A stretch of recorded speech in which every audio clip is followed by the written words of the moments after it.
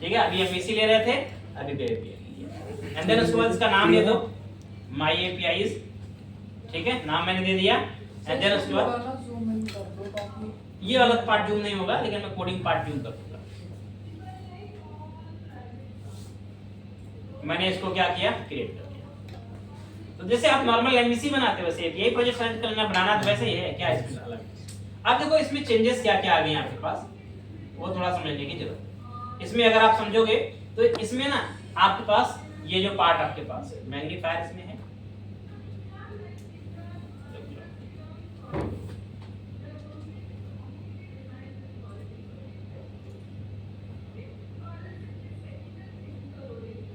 इसमें देखो आपके पास इधर क्या क्या पार्ट्स है, समझना होगा आपको। ये देखो प्रॉपर्टीज तो वही पार्ट है जो आपको पता है, एमवीसी में होता है। कंट्रोलर्स भी एमवीसी में होता है, that is not different thing. Migrations already हो रखा है इसमें, ये मैंने सैंपल बनाई है, इसमें काफी कुछ एपीआई में बनी हुई मिलेंगी। ठीक है, मॉडल में मॉडल तुम्हारे आ जाएंगे सारे, कुछ जितने भी होंगे। रिपोजिटरी ऑलरेडी यहाँ बनी है, देखो यहाँ पर आपका ऑलरेडी डिपेंडेंसी इंजेक्शन इसने यूज करके बता दिया है। रिपोजिटरी बनाई, उसके अंदर इंटरफेस बनाया होगा, देखो यहाँ पर आई अकाउंट आई टास्क का इंटरफेस बनाया है। इसके अंदर देखोगे तो तुम्हें मेथड भी बनाई होगी इसने, ये देखो रजिस्टर यूजर, लॉगिन यूजर, या ये सब मेथड का बना के इसने तुम्हें प्रॉपर दिया हुआ है। एंड आई टास्क इसका भी देखो यहाँ पर इसने कुछ बना कर दिया हुआ है। ठीक है, तो कुल मिलाकर इसने कुछ काफी कुछ चीजें तुम्हें बना के दी हुई है। एंड यहाँ पर सर्विस बना के दी है, यहाँ पर सर्विस वगैरह बना के दी है। ये कोई एग्जिस्टिंग तो मैंने नहीं इसने बना दी है, कोई बात नहीं, यहाँ पर देखते हैं क्यों। तो यहाँ पर ऑलरेडी मेरे पास ये सब चीजें मिल रही है। program.cs के अंदर अगर देखा जाए तो ये कॉन्फ़िगर करके यहाँ पर मिलता है आपको सारा कुछ। तो देखो इसमें ना बहुत कुछ आपको रेडीमेड होके मिल रहा है यहाँ पर। It's my APIs, I think ये सॉल्यूशन मेरे पास पहले से बना पड़ेगा, एक और नया सॉल्यूशन बनाना है। नहीं ऐसा ना हो कि पुरानी वाली एपीआई मिल रही है। इसको बंद करते हैं, एक विजुअल स्टूडियो ओपन करते हैं वापस से। फिर से मैं, मुझे लग रहा है बनी तो नहीं, क्रिएट न्यू करते हैं, टेस्ट एपीआई एसएमएस, मैंने इसका नाम दे दिया, थोड़ा सा डिफरेंट नाम दिया। इसमें बन कहाँ रही है, आपके फोल्डर के अंदर, प्रोजेक्ट्स के अंदर, टेस्ट इसी के अंदर बन रहा है। ठीक है, तो ठीक है, बाकी use controllers, open API support, ठीक है, सब कुछ सेम रख के मैंने ऐसे क्लिक कर दिया, ये क्रिएट कर दिया 9 पे। ठीक है, देखो अभी उसमें कुछ मैं तभी सोच रहा था मैं इसमें कुछ, वो मेरी पुरानी एपीआई थी, खुल गई थी वैसे करके। प्रॉपर्टीज, कंट्रोलर्स, कंट्रोलर में आपका एक सैंपल कंट्रोलर बना के दे दिया। appstream.json आपकी वैसे ही मिल जाएगी जैसे थी आपके पास, कुछ उसमें एक्स्ट्रा नहीं होगा। ठीक है, आप program.cs के अंदर आप देखेंगे तो यहाँ पर आपके पास, यहाँ पर कंट्रोलर विद व्यूज वहाँ होता है, यहाँ पर कंट्रोलर्स केवल होता है, क्योंकि व्यू यहाँ होगा नहीं, यहाँ व्यू वो मेथड नहीं होगा, आपका सर्विस अलग हो जाता है। और उसके बाद यहाँ पर वही सब चीजें हैं, use strip reduction, use authorisation. यहाँ पर डिफॉल्ट राउट मैप नहीं होता है क्योंकि यहाँ कंट्रोलर एक्शन पे काम होता है।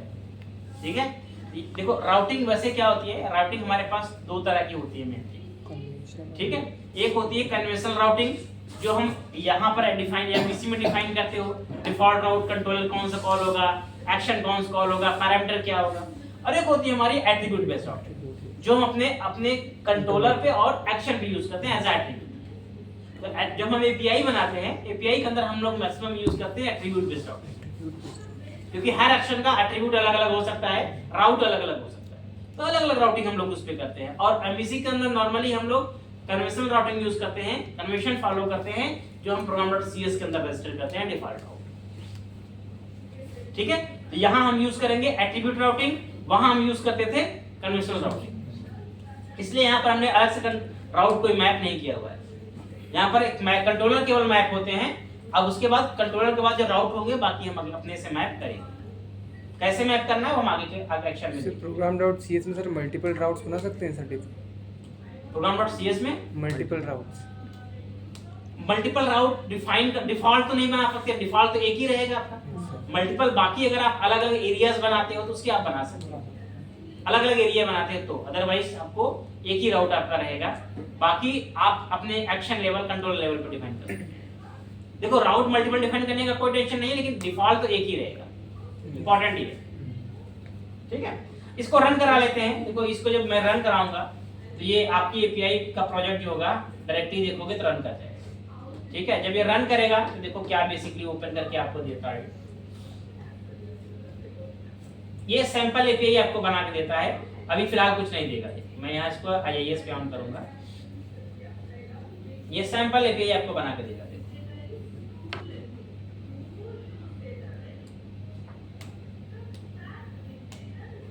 लोकल होस्ट पेज करना, कोई बात नहीं है, मेरे पास यहाँ पे ऑलरेडी बना हुआ है एक कंट्रोलर मैप करा देते हैं यहाँ पे। एक्चुअली इसमें स्वेगर वगैरह नहीं चल रहा है, इस वजह से मे बी इसमें भी दिक्कत हो सकती है। तो यहाँ पर हम क्या करेंगे, केवल और केवल इस राउट में जो भी राउट होगा कंट्रोलर अपना फाइंड करेंगे। ये राउट ऐसे बनेगा, ठीक है, ये आपकी एपीआई चल गई। अभी ये डिफॉल्ट चल रहा है, इस कंट्रोलर का डिफॉल्ट मेथड जो HTTP गेट पे बना होगा, ये वो मेथड का जो रिस्पांस आपको मिल रहा है ना, ये डेटा जेसन में, ये जेसन डेटा आपको कहाँ से मिल रहा है, मैं इसको प्रिंट कर देता हूँ। ये रिस्पांस जो जेसन डेटा आपको मिल रहा है, ये आपका मिल रहा है आपका डिफॉल्ट गेट मेथड इस कंट्रोलर में जो बना है। तो अगर मैं आपको चेक कराऊं इस कंट्रोलर के अंदर, तो यहाँ पर एक देखोगे डिफॉल्ट मेथड बना हुआ है गेट का, ये देखो गेट मेथड बना हुआ है। ठीक है, तो आप इसको ऐसे भी कॉल कर सकते हो। इसमें देखो ये एट्रीब्यूट लगा हुआ है, यानी राउटिंग इसकी हुई है। या तो मैं इसका पूरा नाम दे दूं कि भाई मैं ऐसे दे दूं इसको, कंट्रोलर का नाम स्लैश क्या एक्शन का नाम, ठीक है। तो मैं ऐसे ही से कॉल कर सकता हूं, लेकिन ये यहाँ फाउंड नहीं हुआ क्योंकि मैप नहीं हुआ होगा, कोई बात नहीं। तो या तो इसको आप राउट से कॉल करेंगे, या सिंपल बाय डिफॉल्ट जो हमारा वर्ब होगा उस वर्ब से ये काम कर जाएगा। जिस वर्ब पे बना होगा ये उसी वर्ब पे। अब इसके अंदर कुछ डमी कोड लिखा गया है टेस्टिंग पर्पस से, ये उस पे काम कर रहा है। बाकी आप अपनी एपीआई बनाओ खुद और उसे यूज करो। ध्यान रखना एक चीज बहुत इंपॉर्टेंट है, जो तुम्हारा एमवीसी होता है उसका जो बेस कंट्रोलर होता है वो कंट्रोलर होता है।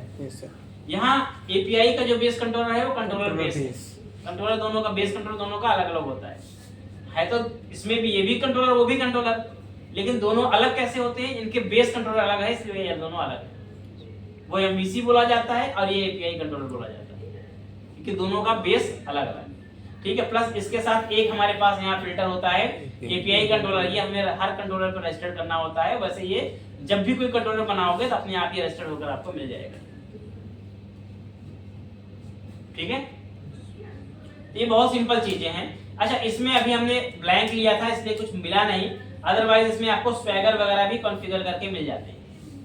जो हमारा टेस्टिंग टूल होता है ना, पोस्टमैन तो अलग ही टूल हो गया, स्वैगर इसके अंदर आपको कॉन्फ़िगर होके मिल जाएगा। और अगर नहीं मिलता है तो स्वैगर हम खुद कॉन्फ़िगर भी कर सकते हैं, ऐसा कोई बड़ी चीज नहीं है। स्वैगर तो थर्ड पार्टी है, उसे आप इंस्टॉल करके यूज कर सकते हैं। ठीक है, वो भी मैं आपको बताऊंगा कैसे काम करना है। एक काम करेंगे इसके लिए, सबसे पहले टेस्टिंग पर्पस से सबसे पहले एक काम करेंगे, हम लोग एक डेटाबेस कनेक्टिविटी करेंगे इसमें। ठीक है, एक सैंपल डेटा के साथ कनेक्टिविटी करेंगे और बस उस पे हम लोग ये अपना CRUD की एपीआई बना करके चेक करेंगे। ठीक है, तो जो आप कनेक्टिविटी वगैरह का तरीका यूज करते हो, पहले यूज करते हो, उससे सैंपल ही यूज करेंगे हम लोग इसमें। तो आपको कुछ करना नहीं है, ऐड न्यू आइटम पे जाना है और यहाँ पर डेटा पे जाएंगे। अच्छा, डेटा भी यहाँ पर इंस्टॉलेशन तो है नहीं, तो कुछ फायदा इसका है नहीं। वैसे हम लोग को अपना इंस्टॉलेशन वगैरह करना पड़ जाएगा, एंटिटी फ्रेमवर्क डेटाबेस कनेक्टिविटी करनी पड़ेगी, क्योंकि इसमें कुछ भी इंस्टॉल नहीं है, प्री इंस्टॉल नहीं है। अदरवाइज हमारा जो काम था वो कम हो जाता। फिलहाल आपको अभी एक सैंपल के तौर पे कुछ भी करना पड़ेगा, लेकिन एक सैंपल के तौर पे भी मैं हार्ड कोड बता देता हूँ। स्टैटिक बना लेते हैं, बाद बना। एक नया कंट्रोलर बनाना मुझे है, कंट्रोलर पर राइट क्लिक किया, ऐड किया, न्यू कंट्रोलर ऐड किया मैंने। इस कंट्रोलर का नाम मैं रखना चाहता हूँ मान लो कुछ भी, तो मैं यहाँ पर इसको सबसे पहले ध्यान रखना है कि अगर मुझे एपीआई कंट्रोलर बनाना है तो यहाँ पर एमवीसी की जगह मैं क्या करूँगा, एपीआई चूज करूँगा। ध्यान रखना, ये दिख रहा है ना, यहाँ पर कॉमन में जाएंगे, जहाँ एमवीसी कंट्रोलर अभी तक बनाते थे, अभी हम क्या करेंगे, एपीआई पे क्लिक करेंगे तो यहाँ पर एपीआई कंट्रोलर की बात करेगा। अब देखो ये अलग अलग टाइप के साथ आते हैं यहाँ पर। अगर आपको एपीआई कंट्रोलर एंटिटी फ्रेमवर्क के साथ डायरेक्टली चाहिए, रीड राइट एक्शन के साथ, ठीक है, तो अगर आप चाहिए तो डायरेक्टली आप यहाँ से सेलेक्ट करो और यहीं से आप इसे क्रिएट कर लो, ऐड करो। तो ये एक मॉडल आपको खोल देगा, भाई मॉडल क्लास बताओ कौन सी आपकी है। ठीक है, डीबी कॉन्टेस्ट क्लास बनाओ, अगर डीबी कॉन्टेस्ट क्लास वगैरह बना हुआ है आपका, ऑटोमेटिकली क्या करेगा ये कंप्लीटली आपका क्लाउड ऑपरेशन एडमिनिस्ट्रेटर के साथ बना करके दे देगा, कंप्लीट सारा एक्शन बना देगा। तो वो चीज़ हम करेंगे अभी फिलहाल बाद में, लेकिन अभी हम एक काम करते हैं, इसको ना बना करके एक इंपटी कंट्रोलर बना लेते हैं, जिसका नाम आप दे सकते हो कुछ भी, लेकिन मैं यहाँ पर दे सकता हूँ, मान लो एम्प्लॉइज दे दें। मैंने एक एम्प्लॉइज नाम का क्या बना दिया, कंट्रोलर। अब इसके अंदर मुझे एक मेथड बनाना है, पब्लिक आई एक्शन रिजल्ट, ठीक है, और यहाँ पर मैंने कहा गेट एम्प्लॉइज, ये मैंने गेट एम्प्लॉइज बना दिया, ठीक है। अब इसके अंदर मुझे भाई डेटा चाहिए होगा, ठीक है, तो डेटा अभी मेरे पास ऐसा कुछ तो है नहीं, लेकिन फिर भी क्या करते हैं, एक मॉडल बना लेते हैं और उसके अंदर कुछ डेटा हार्डकोड ऐसे बना, मॉडल्स फोल्डर बना लिया मैंने। मॉडल्स फोल्डर के अंदर क्या बनाएंगे, राइट क्लिक करेंगे, ऐड करेंगे एक class, let me pass the employ. Employ की एक दो प्रॉपर्टी कुछ बना लो, दो तीन बनाएंगे इसमें, इंट बना लिया, आईडी, नेम और डिस्क्रिप्शन या फिर जेंडर, ठीक है, ये तीन प्रॉपर्टी बना ली मैंने, जेंडर। अब इसको क्या करते हैं, डेटा बनाते हैं। यहाँ पर डेटा कैसे बनाएंगे, where emps equal to list बना लेते हैं, न्यू लिस्ट ऑफ किसकी बनाएंगे, एम्प्लॉय की, यही मॉडल आपका है, ठीक है। और इसी के अंदर क्या करेंगे, दो तीन एम्प्लॉय का डेटा बना लेते हैं, तो यहाँ पर simply new employ ID 101, name Amit, gender, ठीक है।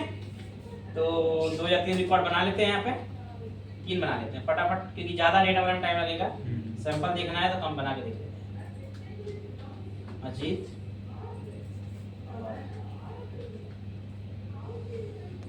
दीपेश, ठीक है, ये मैंने बना लिया 3 रिकॉर्ड, और सिंपली मुझे रिटर्न कराना है।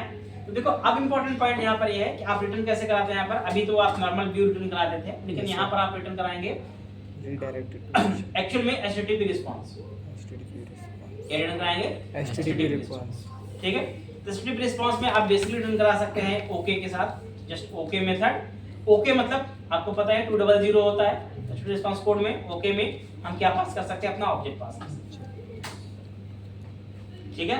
यहाँ पर मेरे पास एक एपीआई का एक एक्शन बन गया, जिसमें कंट्रोलर का नाम मेरे पास क्या है, एम्प्लॉइज, और एक्शन का नाम मेरे क्या है, गेट एम्प्लॉइज।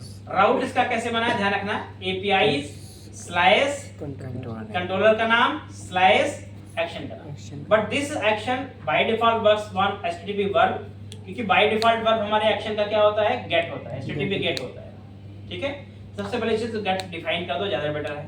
बट इसका सबसे पहले मुझे कॉल करना है, तो लेट मी कॉल। सबसे पहले यहाँ पर राउट में क्या डालेंगे हम, यहाँ पे कैसे डालना होगा आपको, इसको देखो, स्लैश एपीआई स्लैश एम्प्लॉय। अभी मैं यहाँ पर मेथड का नाम नहीं दूंगा, और आप देख सकते हो यहाँ पर आपको डेटा मिल गया। मेथड का नाम हम भी देंगे तो नहीं लेगा, ये क्यों नहीं लेगा वो मैं बताता हूँ। उसका सिंपल रीजन है कि अभी हमने यहाँ पर राउट डिफाइन नहीं किया है, अपने केवल एक्शन पे चलाया हुआ है ना, एचटीटीपी गेट पे चल रहा है, ठीक है। तो इंपॉर्टेंट ये चीज है। अच्छा, एक और प्रॉब्लम आएगी, हमें राउट कब डिफाइन करना पड़ेगा। अब मान लो मैंने यहाँ पर 2 गेट मेथड बना दिए, अगर मैंने 2 गेट मेथड बना दिए, तब ये क्या होगा, कंफ्यूज हो जाएगा। अब वो सोचेगा भाई कौन से गेट को कॉल करना है, एरर दे देगा। चलो बना के दिखाऊं। मान लो मैंने यहाँ पर गेट एम्प्लॉय जगह पे गेट एक एम्प्लॉय कर दिया, ठीक है, और यहाँ पर मैं यहाँ पर नाम चेंज करता हूँ इसका, नीरज, ठीक है, एक नाम चेंज किया है। तो गेट एम्प्लॉय दोनों क्या है, गेट। अब एक काम करते हैं, चला अब इसको फिर से वापस कॉल करते हैं, यहाँ पर यूआरएल पे जाते हैं, स्लैश एपीआई। अब देखो यहाँ पर एरर है, ambiguous match exception request multiple and points. अगर एक का वो हटा दें एचटीटीपी के तो बाय डिफॉल्ट गेट रहेगा। अगर एक कंट्रोलर के अंदर सेम वर्ब से एक से ज्यादा मेथड बनाते हो तो route, you need to be define route, बिना राउट डिफाइन किए चलेगा, ठीक है। तो कैसे डिफाइन करोगे राउट, कुछ नहीं करना आपको होगा, आप सिंपल जाओ, जहाँ वर्ब लग रहा है उसके जस्ट नीचे या ऊपर कहीं भी राउट नाम का एट्रीब्यूट यूज करो और इसमें आप जा करके अपना टेम्पलेट पास करो। टेम्पलेट मतलब मेथड का नाम जिस नाम से इसे कॉल करना है। मुझे इसे गेट एम्प्लॉय नाम से कॉल करना है और मुझे इसे जो है गेट एम्प्लॉइज या गेट एम्प्लॉइज से कॉल करना है और गेट एम्प्लॉय नाम से इसको कॉल करना है, ठीक है। या फिर हमने कहा चलो जो भी नाम से कॉल करना आपको नाम दे देना है बस, ठीक है। अब क्या होगा, अब जब आप इसे चलोगे यहाँ पर, अब वापस आप डिफाइन करोगे राउट, देखना है यहाँ पर। अब यहाँ पर आपको केवल आपको कंट्रोलर का नाम देने से नहीं बात बनेगी, अभी केवल कंट्रोलर से नहीं बात बनेगी। आपको क्या करना पड़ेगा, कंट्रोलर साथ देना पड़ेगा, गेट एम्प्लॉइज दोगे। देखो गेट एम्प्लॉय चल रहा है, अमित वाला रिकॉर्ड आया है यहाँ पर, यस सर। ठीक है। और अगर मैं यहाँ पर पूरा राउट दूंगा गेट एम्प्लॉय, तो सेम वर्ब में क्या होंगे, दोनों डिफरेंशिएट हो गए, अलग अलग हो गए और अलग अलग दोनों की कॉलिंग हुई। गेट एम्प्लॉय गेट एम्प्लॉइज, ये हो गया आपके पास एट्रीब्यूट बेस्ड राउटिंग। इसे क्या बोलते हैं, एट्रीब्यूट बेस्ड राउटिंग, ठीक है। अच्छा एक और इंटरेस्टिंग चीज है, आप एक एक्शन को एक से ज्यादा विदाउट दे सकते हो। मैं चाहता हूं कि मान लो एक एक्स यूजर है वो आपका ए नाम से राउट कॉल करे, एक वाई यूजर है वो बी नाम से कॉल करे, कोई बात नहीं है, मैं दो राउट बना सकता हूं, यहाँ पर इसे दो बार पेस्ट कर सकता हूं और दोनों के अलग राउट दे सकता हूं। गेट एम्प्लॉय लिस्ट मैंने दे दिया मान लो, मैं इसको उस नाम से भी कॉल कर सकता हूं, इस नाम से भी कॉल कर सकता हूं। तो बोलो बोलो बोलो, ठीक है, समझ में आ गई बात। Yes sir. तो अब यही चीज आप डेटाबेस कनेक्टिविटी भी करके भी कर सकते हैं। तो अभी हमने बेसिक तरीके से क्या समझ लिया, सिंपल एक प्रोजेक्ट बनाया, सैंपल एपीआई बना दी हमने, ठीक है। एपीआई को हमने अभी यूआरएल पे कॉल किया, अभी मुझे टेस्ट करना है टूल से, पोस्टमैन यूज करो, स्वैगर यूज करो।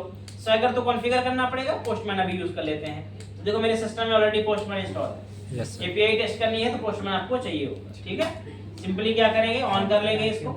पोस्टमैन कैसे यूज करते हैं, यहाँ पर ऑलरेडी बहुत टेस्टिंग हो चुकी है इसकी है। ये देखो पोस्टमैन एक टूल है, पोस्टमैन को क्या बेसिकली बोलते हैं, ये एपीआई टेस्टिंग का टूल है, यस ठीक है, जहां पर हम कोई भी एपीआई बनाते हैं और इसको टेस्ट करते हैं। जनरली आपके जो टेस्टर होते हैं, जिनको आप एपीआई बना के देते हैं, या मोबाइल डेवलपर जो होता है वो टेस्टिंग आपकी एपीआई की पोस्टमैन पे करेगा। टूल बहुत सारे हैं एपीआई टेस्टिंग के, लेकिन इन सब में सबसे फेमस टूल जो है आपका पोस्टमैन, सबसे फेमस टूल आपका पोस्टमैन। बाकी चॉइस डिपेंड करता है आपको कौन सा टूल यूज करना है, लेकिन सबसे फेमस आपका यही है। अब इसे यूज कैसे करना है वो थोड़ा सा आपको समझना होगा। तो मैं यहाँ पर सबसे पहले चलता हूँ और देखो जब भी ये यूज करना हो तो आपको एक नया, सबसे पहले क्या करना है, यहाँ पर आप जब भी नया प्रोजेक्ट बनाएं तो आप यहाँ पे देखो, यहाँ पे क्लिक करोगे न्यू पे, यहाँ पे तो आपको यहाँ पर एक सब खुल के आएगा। यहाँ पर आपको हमेशा एक कलेक्शन बनाना होता है। कलेक्शन क्यों, क्योंकि हम एक नया प्रोजेक्ट बना रहे हैं तो उसके सारी एपीआई जितनी भी होंगी एक नए फोल्डर में रखेंगे, एक नए कलेक्शन में रखेंगे। सो वन कलेक्शन मींस एक आपका सिंगल प्रोजेक्ट, ठीक है। Yes sir. क्योंकि यहाँ पर बहुत सारी एपीआई लोग बना सकते हैं, बहुत सारी टेस्ट कर सकते हैं, सबका होगा अलग अलग, सबके अपने अपने कलेक्शन होंगे। तो हमारे प्रोजेक्ट का हमारा कलेक्शन, मैंने यहाँ पे एक नया कलेक्शन लिया, ठीक है। अच्छा ये कलेक्शन नहीं बनने का रीजन क्या है, अगर नहीं बन रहा है इसके लिए हमें क्या करना पड़ेगा, साइन अप करना पड़ेगा, मतलब पोस्टमैन बिना साइन अप के नहीं लेता है, ठीक है। We need to be sign in. मैं एक बार साइन इन कर लेता हूँ इसको, किसी अकाउंट से देखता हूँ हो जाए तो।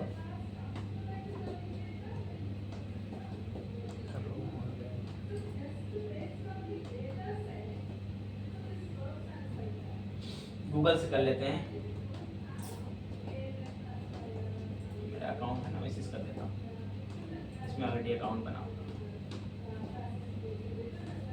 क्योंकि इंडिविजुअल रिक्वेस्ट तो आप, क्योंकि देखो क्या होता है ना, अगर आप कलेक्शन बनाते हैं तो ये आपका डेटा सेव करेगा। अब सेव कहाँ से करेगा, जब तक यूजर लॉगिन नहीं होगा, किस यूजर से नाम से सेव करेगा, इसलिए बहुत जरूरी होता है। अब देखो यहाँ पर जैसे ही आपके पास, मैं इसको स्किप करता हूँ, जैसे लॉगिन कर दिया यहाँ पर मैंने, ठीक है, ये लॉगिन हो गया। अब मैं यहाँ न्यू पे करूंगा, अब ये कलेक्शन देखो इनेबल हो गया। अब मैं क्रिएट करूंगा कलेक्शन, सबसे पहले मैं अपने कलेक्शन का नाम दे दूंगा, ठीक है। मैंने कहा चलो ठीक है, एसएमएस नाम से मैंने बना दिया, एक मेरा क्या बन गया कलेक्शन। देखो जैसे मेरे यहाँ पर बन गया, लेफ्ट साइड देखो यहाँ पर देखो कलेक्शन एसएमएस नाम से बन गया।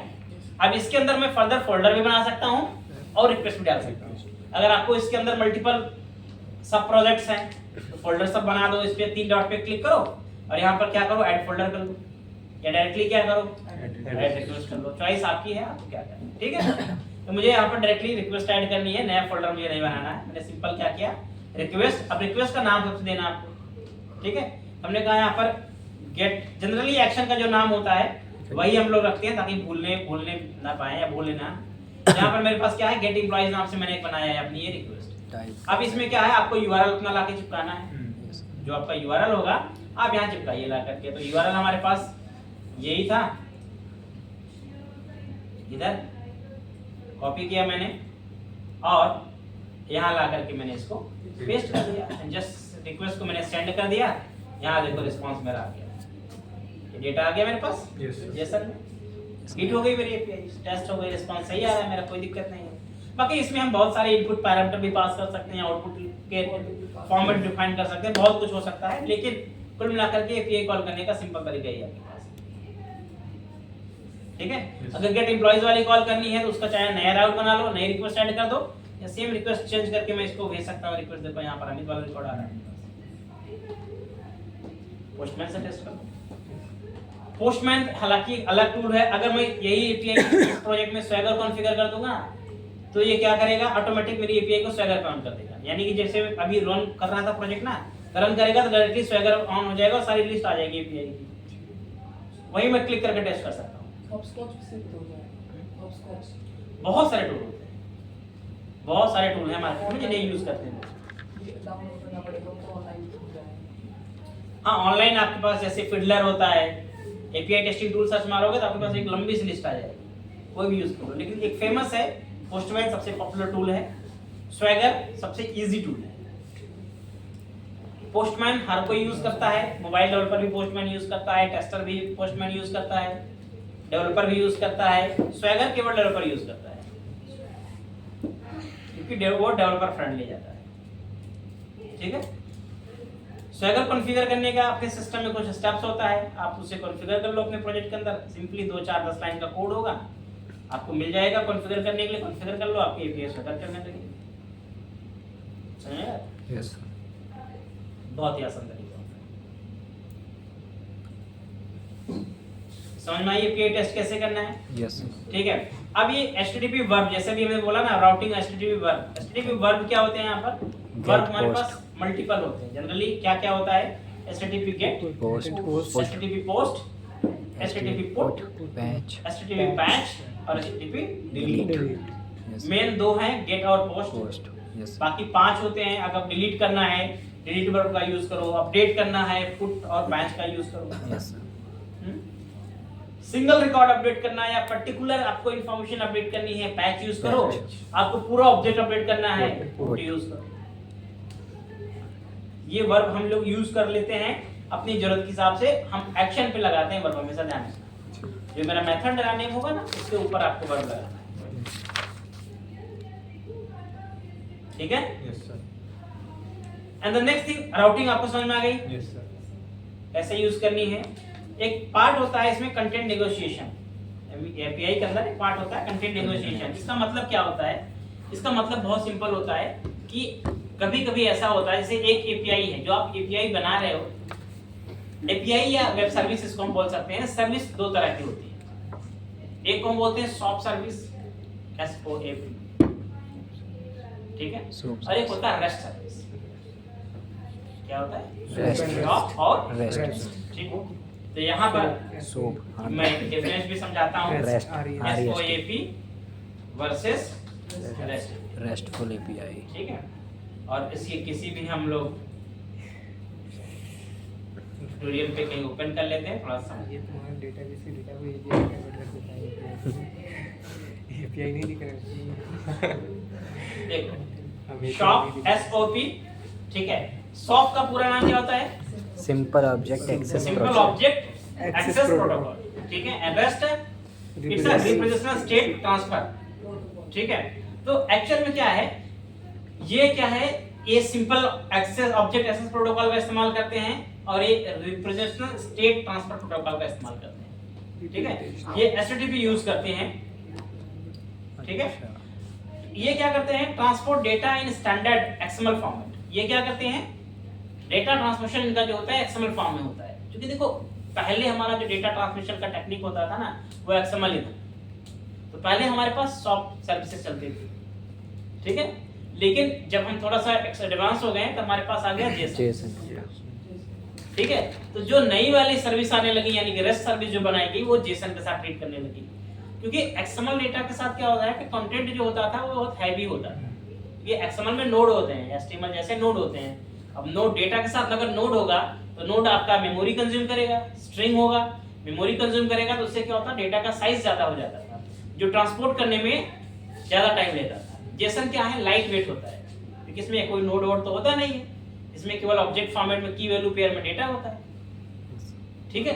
और पार्सिंग वगैरह भी इसमें इजी होती है। तो पहले जो हमारी सॉफ्ट सर्विसेज थी वो एक्सएमएल डेटा ट्रांसपोर्ट करती थी, और आज की जो सर्विसेज हैं वो बाय डिफॉल्ट जेसन करती हैं। एक्सएमएल भी कर सकती हैं, ऐसे नहीं एक्सएमएल नहीं कर सकती हैं, एक्सएमएल भी कर सकती है, प्लस वो डिफॉल्ट जेसन, ठीक है। यहाँ कह रहा है generally transport data in Jason, it is based on URI, ठीक है, because rest allows a statelet model, REST does not enforce message format as XML और JSON। देखो REST सर्विसेज अभी फोर्स नहीं करता है, ठीक है, डिफॉल्ट JSON करते हैं। बाकी URI जो क्लाइंट की रिक्वेस्ट होगी उस रिक्वेस्ट पे डिपेंड करेगा कि उसे XML देना है या JSON देना है, बिकॉज REST जो होते हैं ये कैपेबल होते हैं JSON और XML सभी तरह के डेटा रिस्पॉन्ड करने के लिए। ये डिपेंड करता है क्लाइंट पर कि क्लाइंट क्या चाहता है, क्लाइंट जो बोलेगा वो डेटा दे देंगे बनाकर। इनके अंदर इतनी कैपेबिलिटी है रेस्ट सर्विसेज के अंदर, ये क्लाइंट की डिमांड के हिसाब से, क्लाइंट की नीड के हिसाब से डेटा ट्रांसफर यानी डेटा को कन्वर्ट करके उसे सीरियलाइज करके दे देते हैं, ठीक है। लेकिन वेब सर्विस ऐसा नहीं करती थी। वेब सर्विस क्या है भाई, एक्सएमएल दे रही है तो एक्सएमएल मिलेगा आपको, जेसन नहीं मिल सकता। जेसन चाहिए आपको अलग सर्विस बनानी पड़ेगी, लेकिन इसमें ऐसा नहीं, इसमें एक ही सर्विस होगी, चाहिए तो जेसन भी मिल जाएगा, चाहिए तो एक्सएमएल भी मिल जाएगा, समझेगा? यस। वो डिपेंड करता है हमारे रिक्वायरमेंट पे या रिक्वेस्ट पे। रिक्वेस्ट कैसे करते हैं, मान लो कोई एक, मान लो 2 डेवलपर हैं, एक एपीआई बनाई, 2 डेवलपर है, मान लो एक एंड्रॉयड पे काम कर रहा है और एक आईओएस पे काम कर रहा है। अब एंड्रॉयड वाले को मान लो जेसन के साथ काम करना है, उसने बोला मुझे जेसन चाहिए, तो वो वही एपीआई उसे जेसन देगी। आईओएस वाले ने बोला मुझे एक्सएमएल चाहिए डेटा में, तो एक्सएमएल वहां से रिक्वेस्ट में पास कर देगा तो ऑटोमेटिक वही एपीआई उसको एक्सएमएल दे देगी, ठीक है। इसी को हम क्या बोलते हैं, कंटेंट नेगोशिएशन। इसे क्या बोलेंगे, कंटेंट नेगोशिएशन। क्लाइंट की रिक्वायरमेंट के हिसाब से कंटेंट क्या हो जाएगा, पास होकर के क्लाइंट को मिल जाएगा, क्लाइंट जो बोलेगा। रेस्टफुल सर्विस के अंदर ये चीज पॉसिबल है, सॉफ्ट के अंदर ये चीज पॉसिबल नहीं। समझ सॉफ्ट आजकल यूज नहीं होती है रियल टाइम में, कहीं कोई पुरानी सर्विस बनी हुई मिल जाए तो मिल गई, नया में आजकल सॉफ्ट नहीं चलता है, ठीक है। पढ़ना जरूरी है।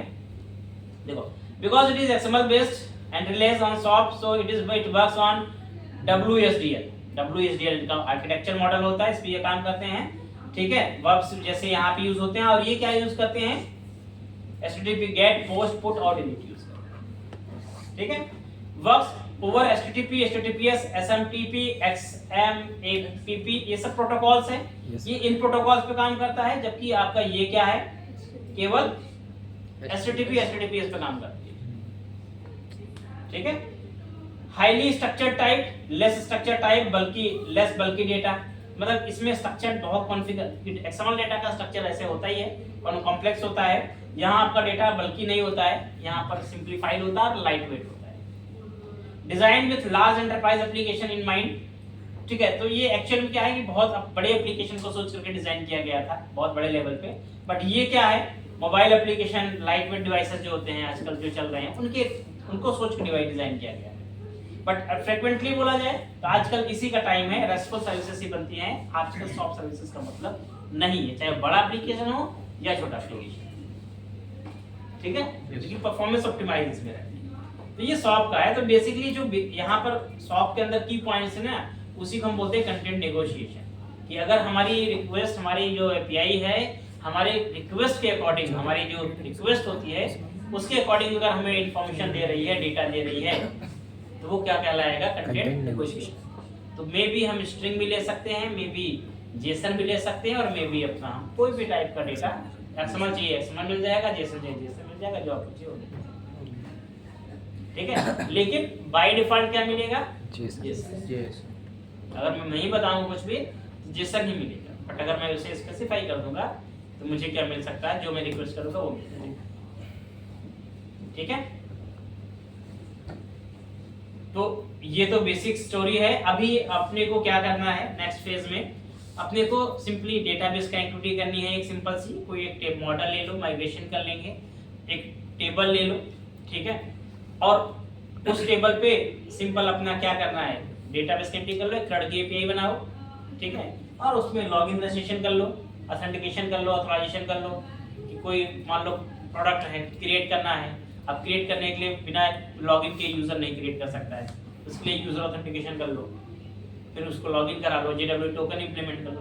तो बहुत देखो ये सब चीज़ें बड़ी सिंपल सी हैं, बहुत मुश्किल सी नहीं है, बस थोड़ा समझने की जरूरत है, बहुत आसानी से हो जाएगा। ठीक है, तो अभी जो एपीआई है इसी के अंदर आप चाहो तो डेटाबेस कनेक्ट भी कर सकते हो, क्योंकि आपको एंटिटी फ्रेमवर्क यूज करने का सारे स्टेप्स पता ही है। ठीक है, सबसे पहले मैं इसके अंदर क्या करता हूँ, इसको डायनेमिक करने का प्रयास करेंगे। इसके अंदर डेटाबेस कनेक्टिविटी कर देते हैं। ठीक है, तो डेटाबेस कनेक्टिविटी के लिए वही आपको क्या करना पड़ेगा, अपना इंस्टॉलेशन पहले तो करना पड़ेगा। तो एंटिटी फ्रेमवर्क यहाँ पर इंस्टॉल कर देते हैं। एंटिटी फ्रेमवर्क कोड इंस्टॉलेशन ही करने हैं, सिंपल पैकेजेस जो हैं, एक पैकेज, SQL सर्वर, दूसरा SQL सर्वर,